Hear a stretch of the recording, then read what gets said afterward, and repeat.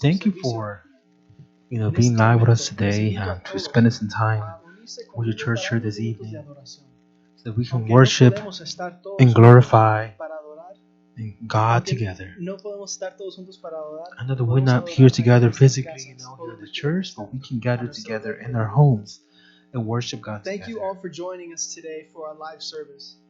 I want to thank you all for taking the time to join us. And I ask you in this moment to join us for a couple minutes of worship.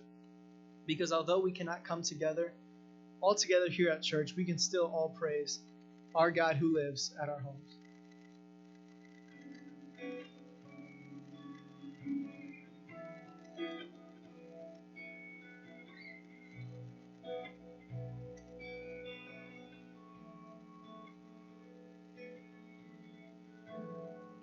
Anclado estoy, mi esperanza en ti está. Me aferro a ti en la tempestad.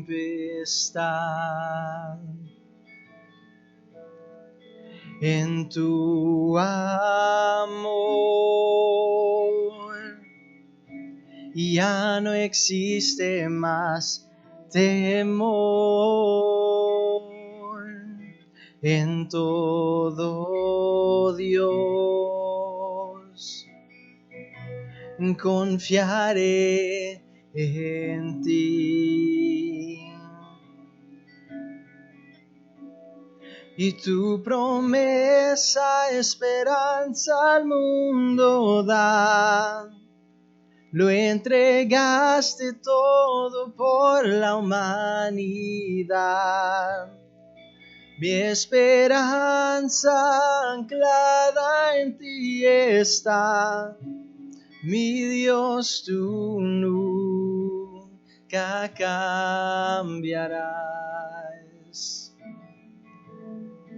I have this hope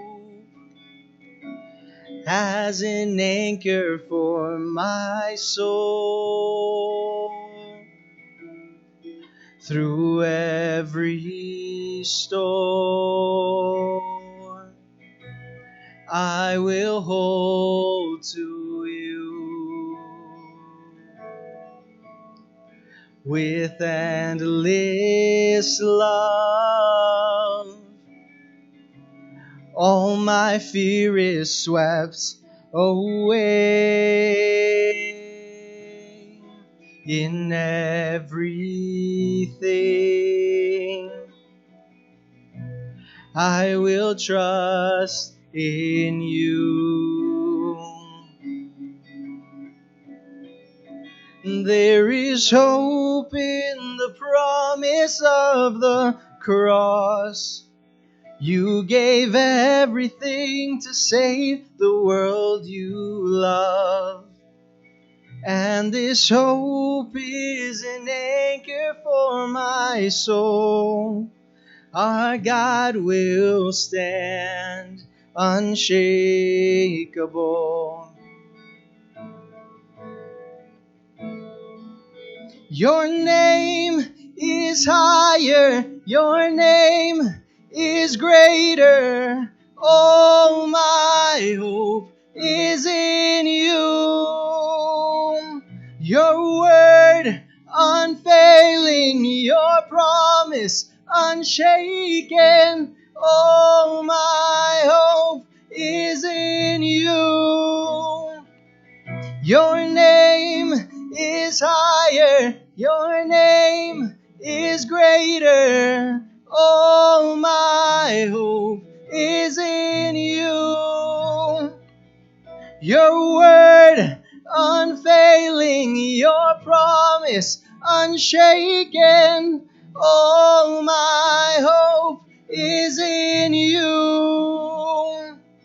Jesús, tu nombre tan alto, tan grande, solo en ti confiaré. Tu amor no falla, tu tus planes no cambian, solo en ti confiaré. Jesús, tu nombre tan alto, tan grande, solo en ti confiaré. Y tu amor no falla, tus planes no cambian, solo en ti confiaré. Tu promesa, esperanza al mundo da. Lo entregaste todo por la humanidad.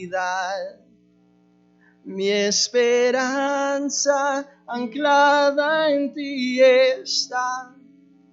Mi Dios, tú nunca cambiarás. There is hope in the promise of the cross. You gave everything to save the world you love.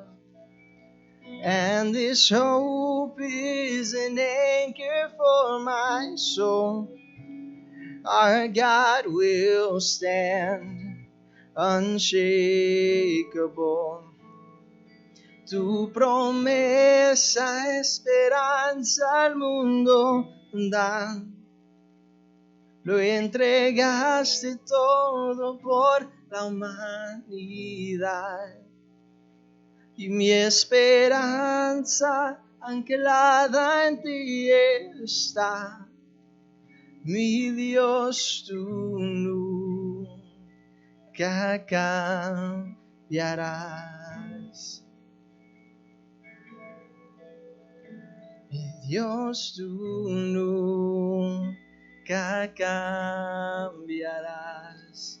Mi Dios, tú nunca cambiarás.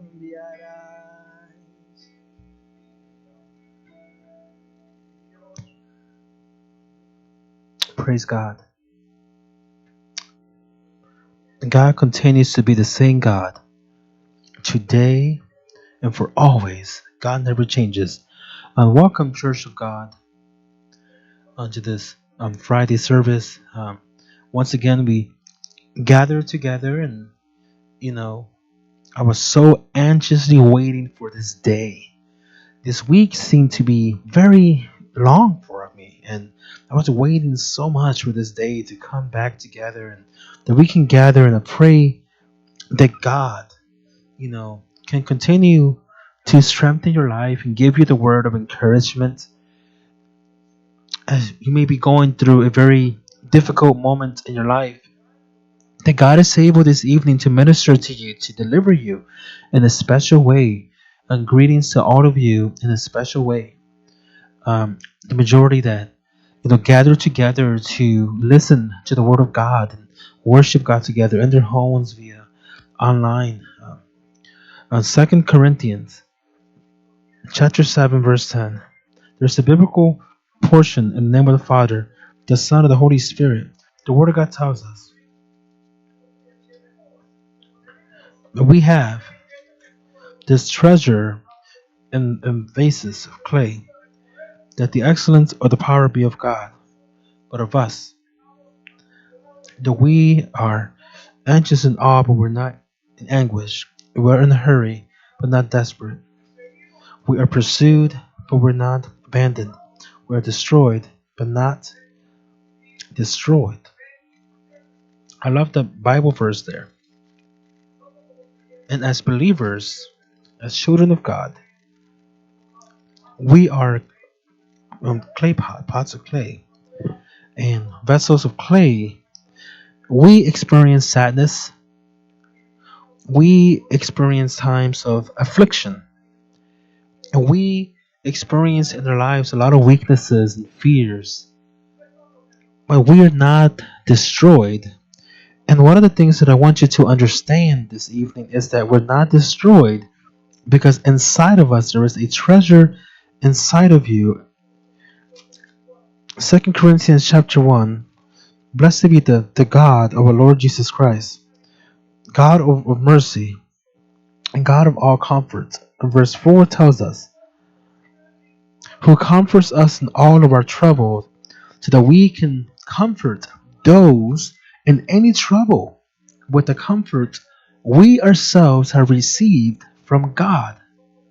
2 Corinthians 1, verses 3 to 4. I want you to hear this.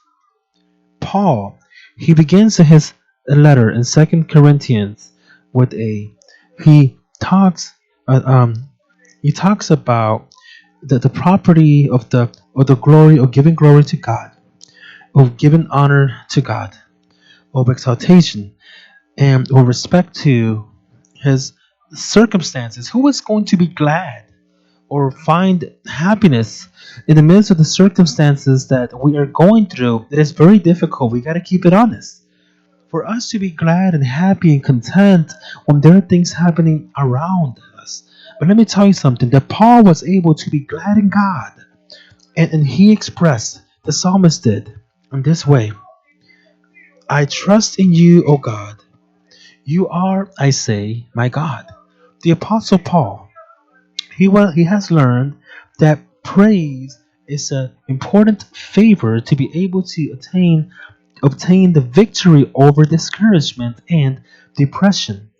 In Psalms 23:4, the word of God says, even though I walk it in the shadow of a valley of death, even though I walk in the valley of the shadow of death, I will not fear no evil, because you are with me. Listen to that word. What a beautiful word. This evening, even though you're walking through the valley of shadow of death, I will not fear no evil, because you are with me. And our God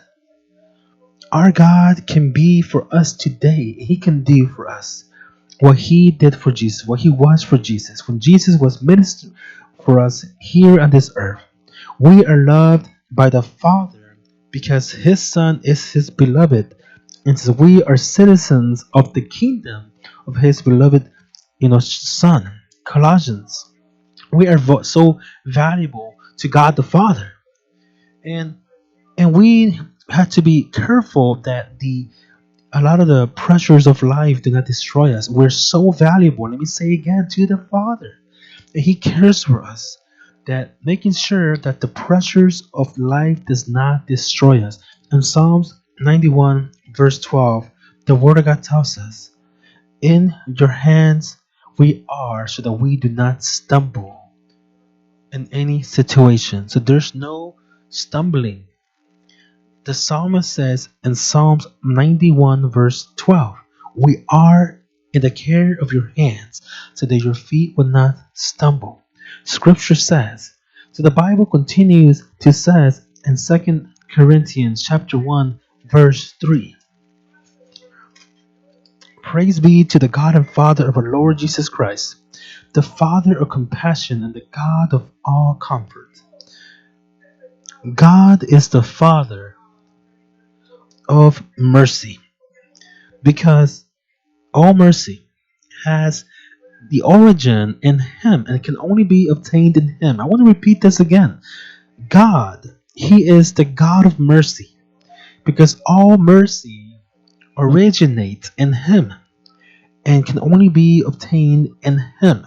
And when you are feeling in your life discouraged because of the circumstances, difficult things that are happening in your life or around you, and in your own emotional sense, in your feeling it, instead of it being so easy, right, to focus on the problems and issues of life around you, and you're thinking about, how am I going to get out of this situation, how am I going to do this and be able to do that. And let me tell you something. What you should do is to see by faith, see God in faith, and to realize everything that God is for you. And I'm going to repeat this again. In the situation that you are in, and perhaps you're feeling alone, you're feeling depressed, and you're feeling like your thoughts are entangled, and you are suffering because of this or that, etc., etc., the first step that you need to do is to see God in faith. And you need to realize everything that God is for you. In Psalms 103, verse 13, as the Father has compassion in his children. And I'm going to repeat again this beautiful verse. As the Father is compassionate towards his children, the Lord is compassionate and merciful towards those who fear him. The Word of God says that the Lord is good. He is our strength in the time of agony, and he knows to trust in him. And I'm going to say it again. The prophet said, the Lord is good. Say it with me right now. The Lord is good. The Lord is the strength of my life in the time of distress in my life, and he knows who trust in him. And we go to 2 Corinthians chapter 1, verse 8. We do not want you to be uninformed, brothers, about any hardships we suffered in the province of Asia. So, with a tribulation, a time of distress, a time of suffering came upon them. It was burdensome. It was an affliction that was unbearable, and it was too much for the capacity that their body was able to bear. But let me tell you something: have the hope and conserving our life. And look at where this man of God had gone to. We should never think that the affliction is an accident. For the believer, God has a design, God has a purpose. In everything that is happening in our lives, there is a purpose behind all of this. God has a plan already, placed for us. God already has a plan predestined for what is happening in our lives, and something good is going to come out of all of this. And there are some perspectives that a person can have when there are three possible, and there are more, but we're going to touch upon three possible perspectives that a person may have when they confront the troubles of life. If our trial is a product of our destiny or coincidence, or our only resource that is to be overcome. If our trial is a product of destiny or coincidence, then our only resource is to give up. Secondly, nobody can control our destiny or coincidence. Nobody has the power to control destiny or coincidence. Therefore, we are the ones that have control of all the situations, that we are going to be left hopeless. Therefore, if we have control of all the things that happen in our life, then we will be left hopeless. The third perspective. But if God has control, and I want you to listen to this, and we trust in him, then we are able to withstand all the situations of life with his help. But if God has control of everything that is happening, and we trust in him, then we are able to withstand and confront the circumstances of our lives with the help of God. Amen to that. So we had in us, Paul says, the sentence of death, that we would not trust in our own hearts, but in God who raises the dead. That is in verse 9, 2 Corinthians 1 9. But this happened that we might not rely on ourselves, but on God who raises the dead. Who raises the dead. I want you to listen to this, church. God capacitates, enables us for us to be able to withstand these trials of life. In the book of Isaiah, chapter 40, verse 29, he gives strength to the tired or weary, and multiplies the strength for the one who is weary. What I have to say about this, and that God wants to demonstrate us how weak we are on our own. God has to show us, he has to demonstrate to us, for us to understand that without God we are weak, that we are feeble, we are weak without God. It doesn't matter your skill set, how talented you are. We are people who need God in our lives so desperately. We are people. Let me tell you something. There is a crying out of desperation. The psalmist says, Lord, hurry up and help me. I am dying. We need God in our lives urgently. And that is the first thing that God wants to show us, that without God, we cannot do anything. And let me tell you something. Paul was a talented man. He has a man with a lot of experience, very well experienced, and he experienced diverse types of trials and tribulations that he went through. But we are, in a hurry. We're not, in desperation. He was going through very difficult moments in his life. But even with all of this, there was no doubt in his life. For Paul to face this new um, um, difficult moments in his life, it could have been difficult. But however, God wants us, and we learn through this in Paul's life, that God wants us to believe in Him, to trust in Him, not in our resources. And I want to say this thing, and Paul could have gotten out of these situations and tribulations and times of distress that he went through. He could have gotten out on his own, but God did not perhaps allow Paul to get out of the situations on his own, because God wants us to learn to trust in Him and not in our own resources, our skills, our talents, and our experiences. The whole world, the majority, a percentage, are trusting in what the president are saying, trusting in what the governors are saying, and waiting on what human beings are saying. But there are fewer people that are trusting in what God is saying. The only one that has control is God. The only one that can hold this back and stop this is God. Scientists are looking for antiviral medications, vaccines, and let me tell you something. The one who provides us the wisdom to cure this is God. God is the one who grants us the wisdom, and God knows when He's going to seize this, because God's plan is not fulfilled yet. Brother, notice God in your heart. Do not sustain yourself in your own wisdom. In Psalms 125 verse 1, the Bible says, those who trust in the Lord, they are like Mount Zion. They will not be shaken, but they remain forever. And I want to say this again, Church of God. I want you to look for Psalms 125 verse 1 with me right now. The Word of God says, those who trust in the Lord are like Mount Zion, which cannot be shaken, but endures forever. I want to bring you some news this evening. With all due respect, church, right now. God Almighty, He is at the brink of delivering you from your tribulation. I gotta say this again, church. God is making giant steps towards you in our favor, in your favor. God is about to free us from the tribulation and distress that is happening around the world right now.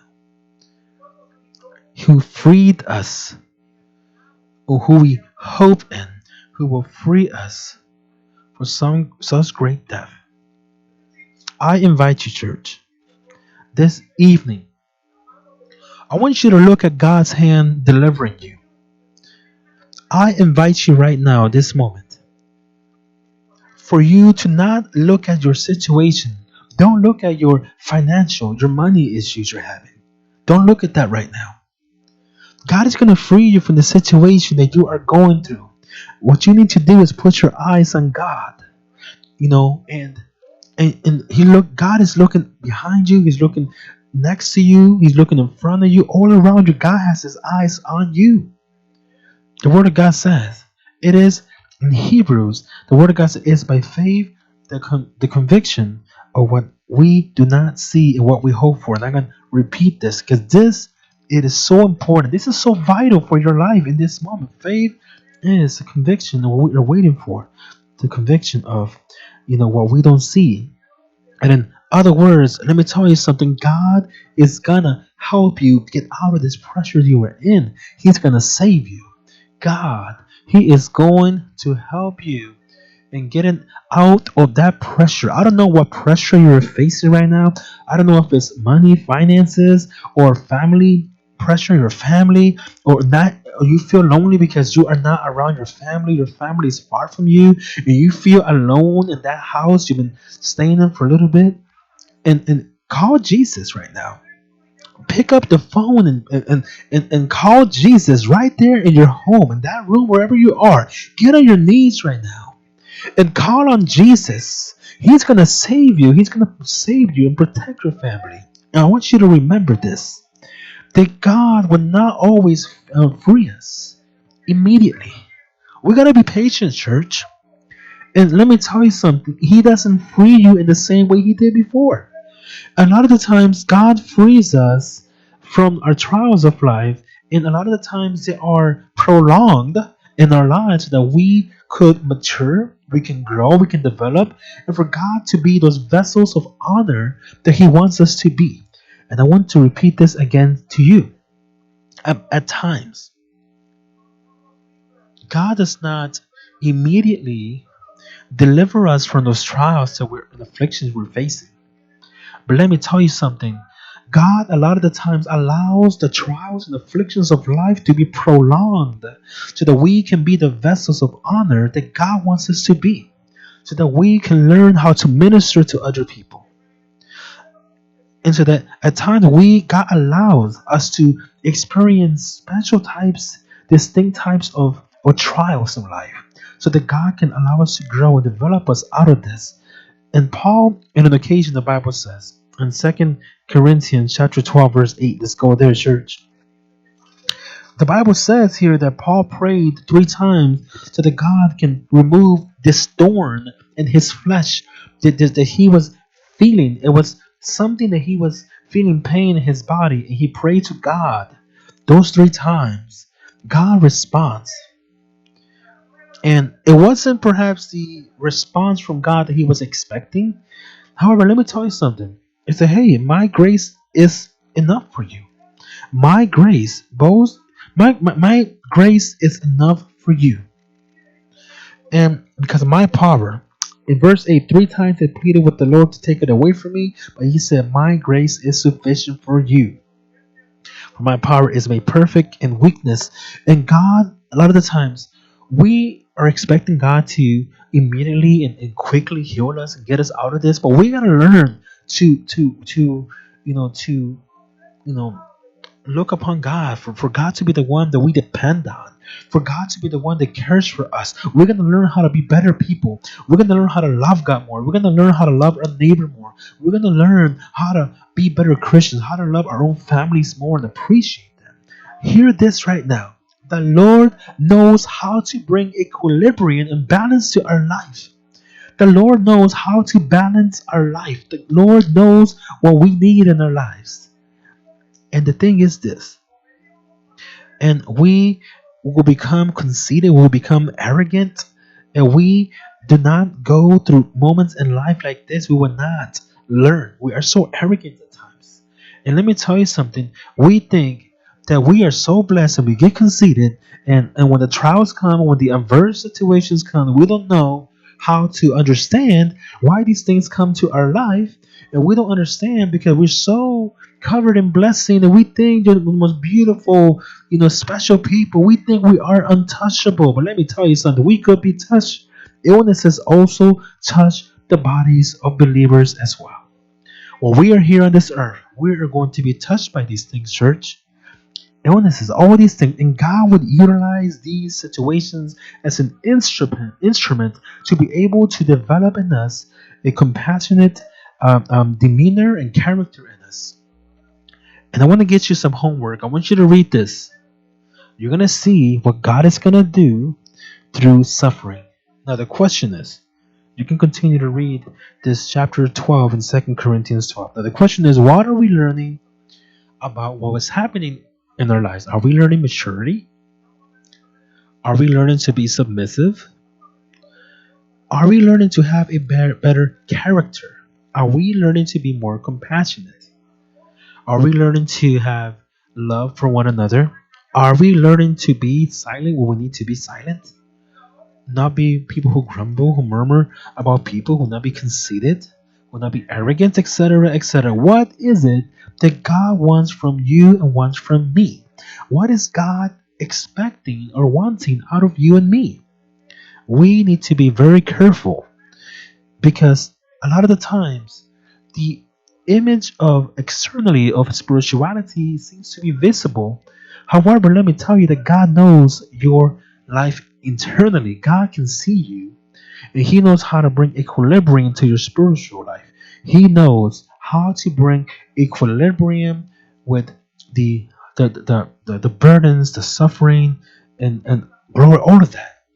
In other words, you know um, the life is like a prescription that you receive from the physician. When you receive it and you take it correctly, following the instructions, then it's going to be beneficial to your life, good for your life. What we need to do in this situation is pray to God, look for God more, be more humble, because God knows what is best for us. Let me tell you something. I want to make a very important clarification.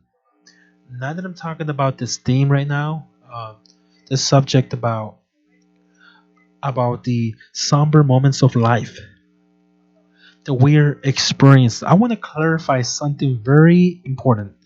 Physical affliction does not have to be a barrier for you to not serve God. I gotta say this again, church. This is vital here. This is important. Physical affliction does not have to be a barrier for you to not serve God. On the contrary, it should be more service towards God. More endearing service to God. And many people, they incline themselves to be encouraged as believers, as children of God. Many people incline themselves to be encouraged, and let's say in any type of pain, um, and any type of excuse for them to stay at homes and don't come to church, and to refuse to take all the advantages that God is providing for us. And I want to say this again. It may be, and I hope this doesn't happen with anybody listening today. Many believers today, they incline themselves to be encouraged to use any little pain or hurting, illness, to stay at home and don't serve God, and congregate in church, and to refuse to utilize the opportunities for service to God. And the Apostle Paul did not allow his thorn in his flesh to turn into a stumbling block for him. On the contrary, he permitted God to turn that thorn as a step in forward of spiritual growth. And when that thorn came to the body of Paul, the Lord knew why it came to his life. Paul saw things inexplicable that no man has ever seen before. And let me tell you something. So that the Lord would avoid that a spirit of arrogance and conceit would come to his life, He allowed this thorn in his flesh would remind him to be submissive to God, to be obedient to God. And let me tell you something. Through this thorn in his flesh, what Paul did, it allowed him to, escalate upwardly spiritually and grow spiritually. And let's hope that this that we are experiencing in our life, it is another step forward for us to grow in our spiritual life. And let me tell you something. This which you are going through, let it not be an excuse for you that many people will see it. For us to not congregate in the house of God, let it not be an excuse. Do not allow the enemy, please, to use this as a stumbling block in your life, for you to stumble, for you to slip. Do not allow it. We're bringing you this message through social media temporarily. We may have to do it for a little bit more, until very soon we will all be gathered together, united again in worship in God's temple, His sanctuary. And we're waiting for, we're not going to do it yet. We're waiting, and we hope that people do not be encouraged staying at home, waiting for the message for social media all the time. Do not go lazy. Once everything opens up, don't get lazy. Get up, go to church, congregate. Then let me tell you, this what you're going through, it's for you to grow up, mature, and be better for God. And then soon you will be congregating and gathering in God's house. The Bible says, the Bible is correct and it's true, but this brief tribulation is only momentarily produces in us more excellent, glory in us in our lives. And I finish with this word this evening. The person who experiments the presence and power of God will not confront any problem or illness or tragedy that can happen in their life. I don't want to repeat that one more time. The person who experiments the presence and power of Christ in their life will not face any problem or illness or tragedy that can happen, and it will happen to be the spiritual destruction for them. When it becomes that the circumstances of life are unbearable and that the human resources then has to be now relying on the spiritual resources and help of God. And faithful children will not be destroyed, will not be brought down. The faithful ones of God. Let our substance, let's be glad with what we have now. I'm not gonna forsake you. I'm not going to leave you. And in a way that we can say confidently that the Lord is my helper. You know what, Church of God?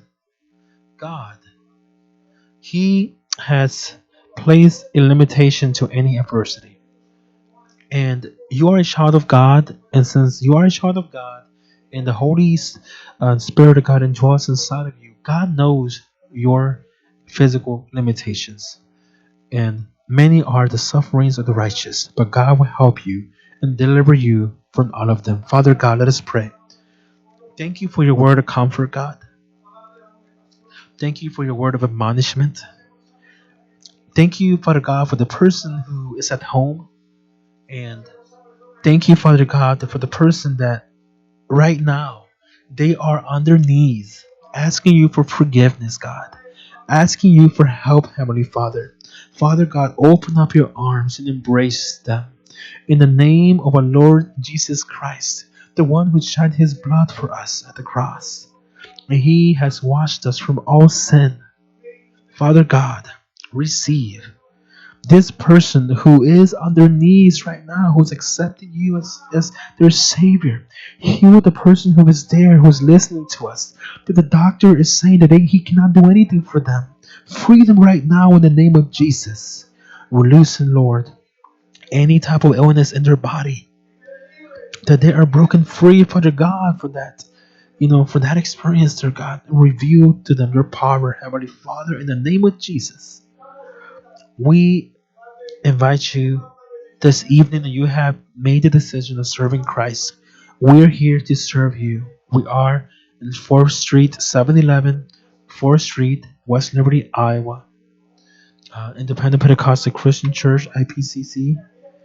And all these, anything that we can help you. We want to help you. We want to bless you. We want to share the message of salvation, of peace, of God with you and your family. Do not hold back. Do not hold back. No, no, no. The doors are open for you. God's arms are open for you. We wait for you here. Do not give up. Do not hold back. Just come. Come to Him. This Sunday, we will be speaking the Word of God. This Sunday, we invite you as well. This Sunday, the Lord bless you. The Lord keep you. The Lord show His face before you and place peace in you. You will invoke the name of your God upon your children, and God is going to bless them. I bless you in the name of the Father, the Son, and the Holy Spirit of God. Kiss and hugs to all of you, Church of God. I love you. God bless you. Y en totalidad a ti, y rindo alma y corazón. No tengo nada más que dar. Tómalo, mi buen Señor. Y en totalidad a ti, y rindo alma y corazón. No tengo nada más que dar. Tómalo, mi buen Señor, y tómame en tus brazos, Cristo, y toma mi vida en tus manos, y haz de mí lo que tú quieras. Y tómame, aquí estoy. Tómame en tus brazos, Cristo, y toma mi vida en tus manos, y haz de mí lo que tú quieras. Y tómame, aquí estoy. Tómame, aquí estoy.